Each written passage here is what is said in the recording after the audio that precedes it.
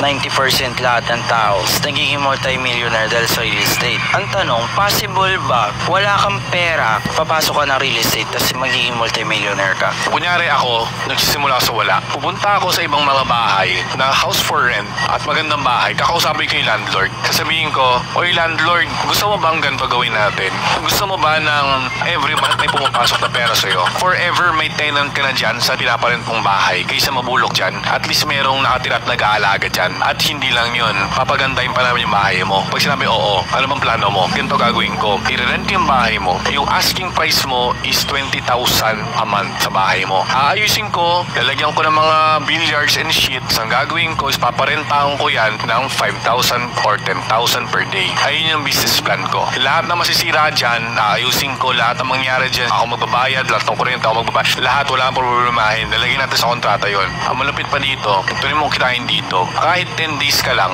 nanabook, 100k pa rin yun. 100k minus 20k sa renta doon sa landlord, may 80k ka. Na nagsimula ka wala kang pera, kinausap mo lang yung landlord mo doon sa idea mo. So guys, magandang gabi. Ako nga pala si Coco Matos TV Vlog. May reaction tayo doon kung paano ka raw magkapagsimula na without money, no? Kung paano ka magtayo ng negosyo mo na wala kang pera, or paano ka kikita, no? Dito sa Pilipinas na wala kang kahit piso, wala kang puhunan na gagamitin, no? So napanood ko yung video, natatawa ako, promise. Kasi ang tanong doon, kung paano siya magsisimula na wala siyang puhunan. Nalilito lang talaga ako sa sagot niya, guys. Kasi sabi niya, kapag wala siyang puhunan, maghahanap siya ng rentohon o for rent na house, no? Yung mga paupahan na bahay. Maghahanap siya. Kapag once na may makita siya, ay kakausapin niya yung landlord, no?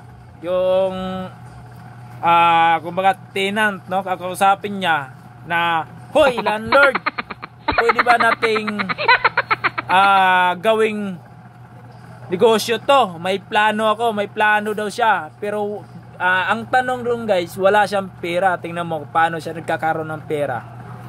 Gagawin ko to, aayusin ko to, uupahan ko to ng 20,000 a month sa'yo. Tapos wala ka ng ibang aayusin, kundi ako na, sagot ko ng lahat, gastusin lahat. At maalagaan pa daw yung bahay na pinapaupahan at mababantayan pa rin ng maayos, no? Yun nga, mag-uupa siya ng 20,000. Pero papaupahan daw niya ng 5,000 a day. 5,000 a day. Tapos ipapagawa niya at ipapaayos niya. Saan siya maghanap ng pera? 'Di ba? Parang ginawa namang parang nakakalito isipin, guys, no? Parang ginawa yung mga manonood, yung mga viewers, no? Talagang nag-isip talaga ako, no? Nag-isip ako, paano yung magagawa? Wala siyang pera.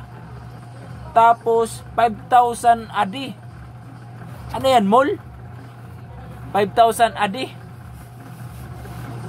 Grabe naman yung papaupa niya. 5,000 a day. No, sino mang kasi bilyaran yata bilyaran daw gagawin niya So guys, hanggang doon lang muna yung video natin. Binigyan ko ng reaction. Maraming salamat.